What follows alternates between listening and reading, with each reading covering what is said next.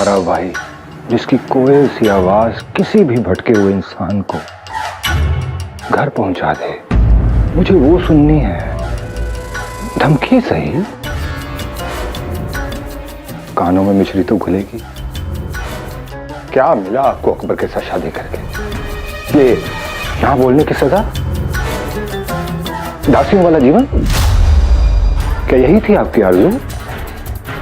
और क्या यही थी आपकी किस्मत? सोना, मुझे बस प्यार चाहिए। वाह महाराज, आनंद आ गया। अच्छा महाराज, हम क्या सोच रहे थे, यदि आज बाबा ने ये नजारा देखा होता तो वो क्या कहते? आपके बाबा क्या कहते इसकी किसको फिक्र है? हमें तो बस तारा की फिक्र है। तारा क्या? क्या सुना आपने? ताराबाई। तारा? तारा, वही तो हम कह रहे थे। तारा सितारा जैसा दामाद मिला है, ऐसा कहते ना बाबा। हाँ। जॉन की बेटी की सर से पांव तक खिदमत करता रहता है। अरे नहीं नहीं महाराज, महाराज पाँव मत दबाइएगा, यदि किसी ने देख लिया तो अच्छा नहीं लगता। वैसे महाराज, हम ये सुनहरा अवसर खोना नहीं चाहते, तो आप एक काम कीजिए ना। क्या? आज रात को आप पुनः हमारे कक्ष में आकर हमारे पैर दबा दीजिएगा। अब जरा चोटी बनाई, ये लीजिए। या अल्लाह, बस अब हमें जल्द से जल्द तारा को ढूंढना है। महाराज जी। ताराबाई की चिंता तो हमें भी बहुत है, परंतु उसकी वजह से ही सही हमें आपके साथ थोड़ा समय बिताने का अवसर तो मिला। काश हमें भी अवसर मिलता तारा के साथ वक्त बिताने का। क्या? ताकि आपकी सेवा कैसे की जाए ये हम उनसे सीख सके। तो महाराज, इसमें कौन सी बड़ी बात है? जब तारा मिल जाए तब उससे सीख लीजिएगा। सच सच। महाराज चोटी। महाराज चोटी। ओ, ये क्या है? चोटी। हाँ? छोटी चोटी। महाराज, महाराज को शहद भी चाहिए और मधुमक्खी के काटने से भी डर लगता है। ये तो हमें भी नहीं पता, लेकिन कमाल का है ये त्रिकोण। अकल, हुनर और अपराध का कमाल त्रिकोण बनाया है इसने। चंगेज के दरबार से जाने का कारण चंगेज का डर नहीं, त्रिकोण का डर था। उसको क्या डर होगा? तारा जी को अगवा करने के बाद त्रिकोण कई देर तक असली और नकली दीवार के बीच में था। अगर चंगेज दरबार में होता तो लखमनी तेल की सुगंध सूंघते सूंघते वो हमें तारा जी तक पहुंचा देता। इसलिए तो हम कहते हैं कि कमाल का है ये त्रिकोण। तारा जी को अगवा करने में उसने बहुत ही मेहनत और तैयारी की है। वाह, तुम तो ऐसे त्रिकोण की तारीफ कर रहे हो जैसे कि वो पाठशाला में अव्वल आया हो। क्योंकि हम ये बात समझ चुके हैं कि एक बेवकूफ दोस्त से अक्लमंद दुश्मन बेहतर होता है। मुझे ऐसा क्यों लग रहा है कि तुमने मुझे बेवकूफ कहा? नहीं, हमने त्रिकोण को दुश्मन कहा। ओ, फिर ठीक है। बिरबल, तुम्हें पता है, कल सुबह मैं खेत की तरफ से आ रहा था तो मैंने देखा कि नहर के पास काफी लोग बैठे हुए हैं। भैया जी फरमाइए मोहतरमा। एक सेर दूध और एक सेर घी दे दीजिए। एक सेर घी एक सेर दूध लाना। अरे यार, तुम मेरी बात सुन भी रहे हो कि नहीं? मैंने कहा नहर के पानी पे सबका हक है, तो रहमान ने मुझसे पता क्या कहा? खड़े हो जाओ। अरे हाँ यार, यही कहा रहमान ने मुझसे, खड़े हो जाओ। हमें उस औरत का पीछा करना होगा। अबे ये क्या कह रहे हो तुम?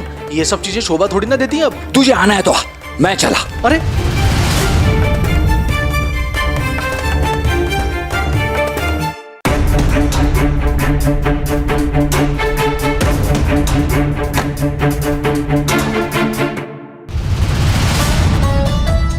हमारा शक बिल्कुल सही निकला।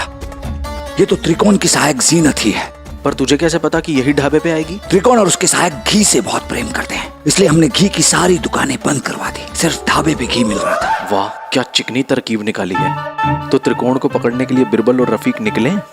चप्पा चप्पा चरखा चले।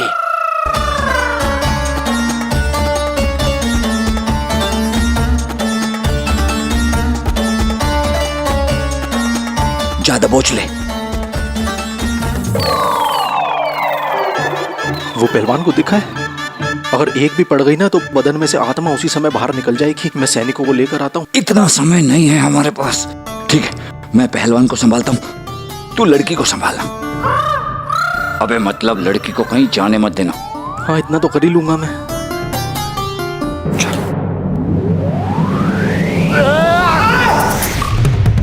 अपने आप को हमारे हवाले कर दो। और नहीं किया तो ये तुम दोनों को नहीं छोड़ेगा। नहीं, मैं नहीं। देखो, ये बिरबल है, बिरबल।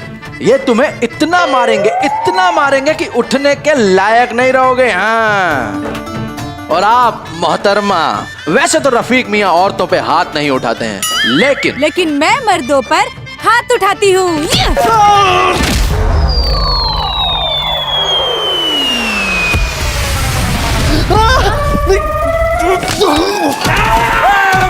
ये लोग लड़ रहे हैं ना, हम भी लड़ेंगे।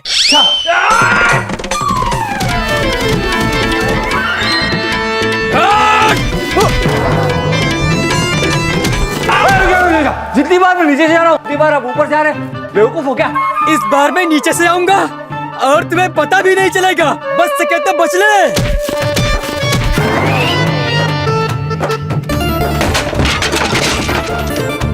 इसे तो तुम मेरे सर पे भी फेंक सकते थे। बेवकूफ है क्या? ये तो बताओ कि इस बार तुम ऊपर से आने वाले हो या फिर नीचे से आने वाले हो? मैं ऊपर से आऊं या नीचे से या बीच से, तुझे उससे क्या?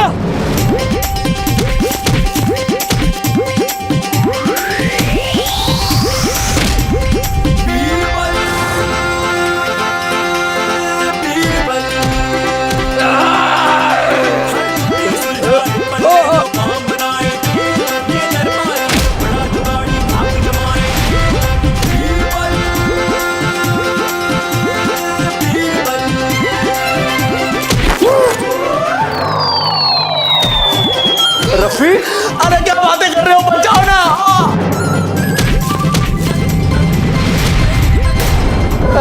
आजा आजा लाल लंगोट, आराम से। आज क्या हुआ लाल लंगोट? बिल्कुल सही कह रहे हो। अब तो मैं हर कहीं से लाल ही हो गया हूँ। लड़कियों पे हाथ नहीं उठाता मैं, वरना इसको मैं छोड़ता नहीं। अब हाथ उठाने की जरूरत भी नहीं, पैर उठा और चलते हैं। सैनिकों को बुलाओ। अरे अब सैनिकों की क्या जरूरत है, चलो। मुझे कौन उठाएगा? होशियार ख्वातीनो हजरात, शहंशाहों के शहंशाह, शान-ए हिंदुस्तान, नूरे चमन, नाज़े मुगलिया तख्तो-ताज, पुरनूर, पुरजलाल। करणवीर, जीजा जी तशरीफ ला चुके हैं। बोलने दीजिए, कोई बात नहीं। आप भी जीजा जी बोलिए, कोई बात नहीं। जीजा जी। जीजा जी।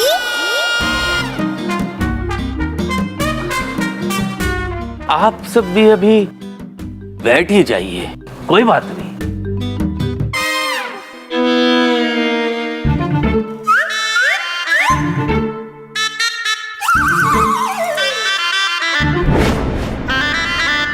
कौन है ये दोनों जिन्हें घी लगाकर पूरियों की तरह हमारे दरबार में पेश किया गया है?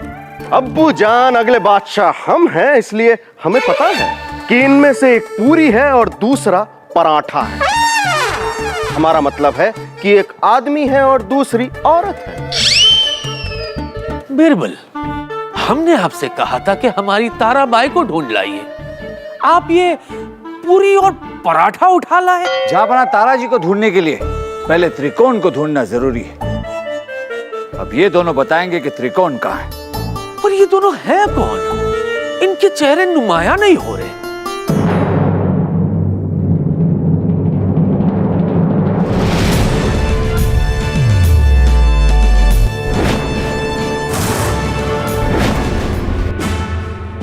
ये तो बिल्कुल सही पहचाना जापना। ये त्रिकोण के दो अतिरिक्त कोने हैं। अब ये हमें त्रिकोण तक ले जाएंगे। महाराज पूछिए इनसे कि इन्होंने कहाँ ताराबाई को 3 थाम रखा है, मतलब कहाँ छुपा रखा है। तिलोत्तमा जी, हो सकता है कि ताराबाई को ये ना जानते हो, क्योंकि जब त्रिकोण ने ताराबाई को अगवा किया था तब ये लोग तो थे ही नहीं। ये लोग तो तुड़क चीन गए हुए थे।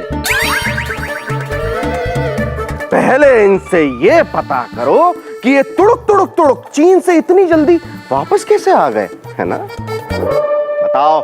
हम नहीं जानते त्रिकोण जी कहाँ पर हैं, मगर इतना जानते हैं कि त्रिकोण जी नदी वाले रास्ते से फतेहपुर से भागेंगे। कब भागेंगे? कब भागेगा? हमें कुछ नहीं मालूम। कुछ नहीं मतलब? ले जाओ इन दोनों को और कैद खाने में डाल दो। जहापना, एक इल्तिजा मेरी भी है। कहो। इस लड़की ने मुझे कल बहुत पीटा है, तो मैं चाहता हूँ इसको भी कैद खाने में उतना ही कूटा जाए।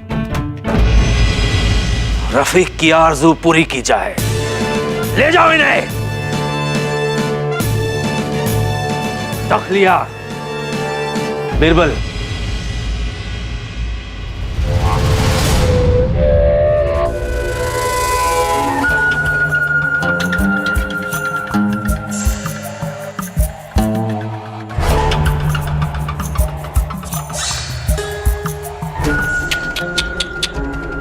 कितना पसीना आ गया।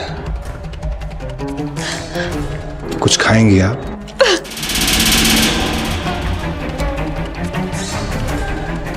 कौन हो तुम?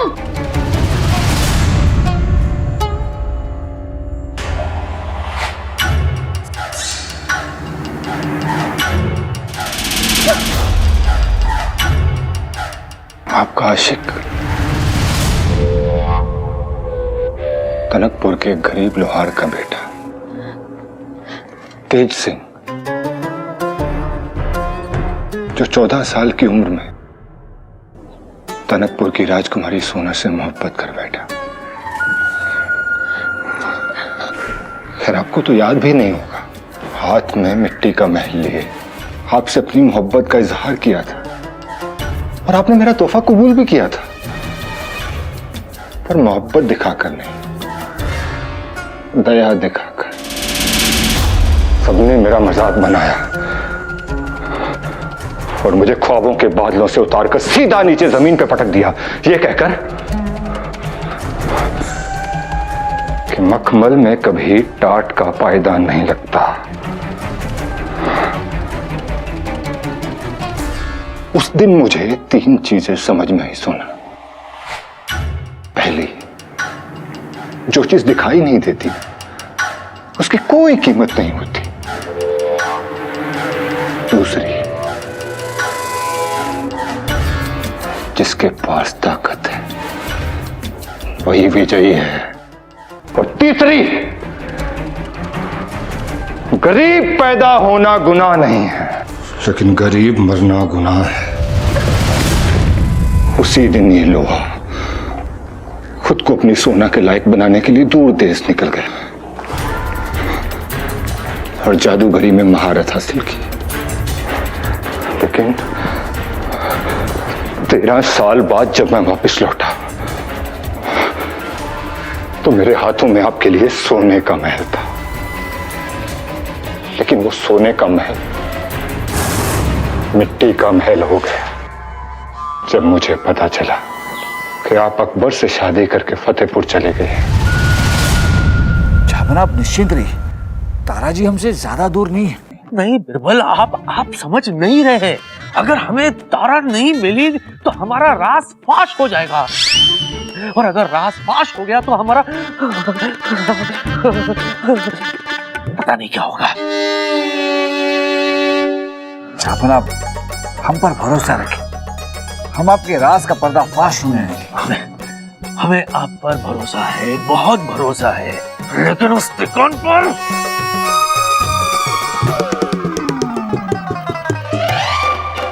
बिरबल, उस त्रिकोण ने आपको भी खत लिखा था क्या?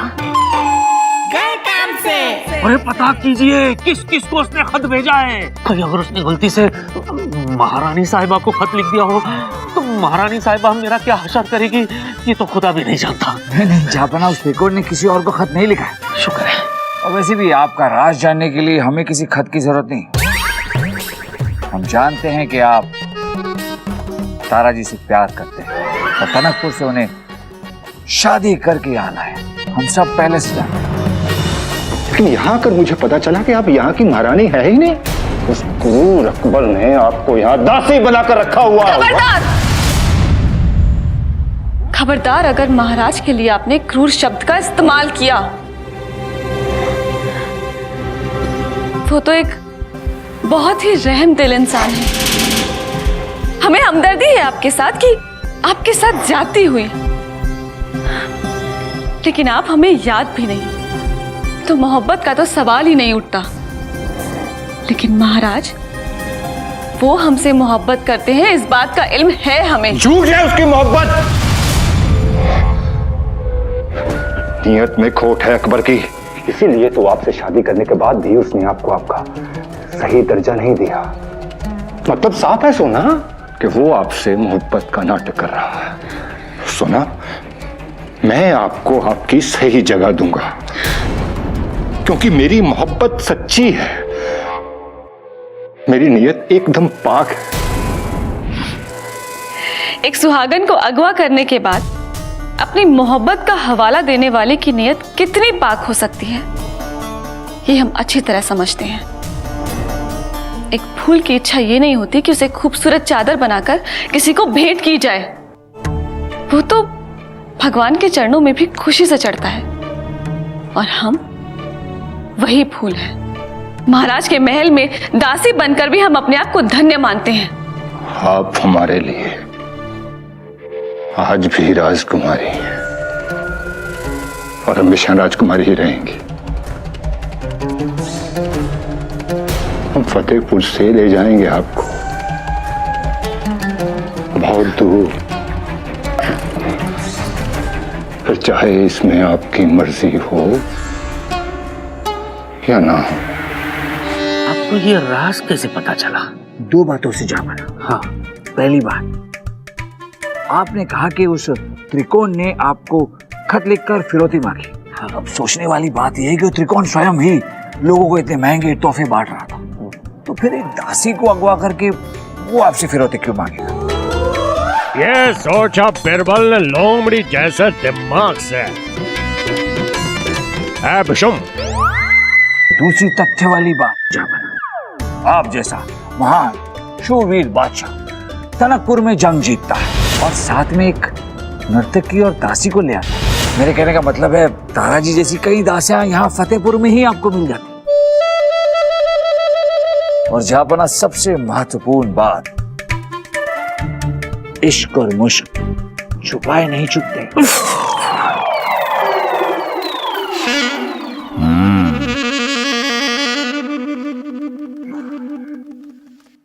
खैर बिरबल, अब जब आपको ये सब पता चली गया तो हम आपको एक बात बताते हैं कि ये राज त्रिकोण के अलावा सिर्फ आप ही जानते हैं। इसलिए ये राज का पर्दाफाश नहीं होना चाहिए। हाँ, वरना हम हमेशा हमेशा के लिए साफ हो जाएंगे और उस त्रिकोण को किसी भी कीमत पर पकड़ कर लाओ। अगर वो फतेहपुर से बाहर चला गया तो उसको पकड़ना मुश्किल हो जाएगा और हमारी तारा को हमारे तक सही सलामत पहुंचा दो बिरबल, क्योंकि हाँ बिरबल, हम तारा से प्यार करते हैं। फिक्र मत कीजिए जापना, त्रिकोण आपको मिलेगा और आपका राज भी कभी नहीं खुलेगा। और हम आपकी तारा जी, मतलब हमारी नई महारानी साहिबा को भी सही सलामत महल ले आएंगे। ये आपके बल बीरबल का वादा है आपसे।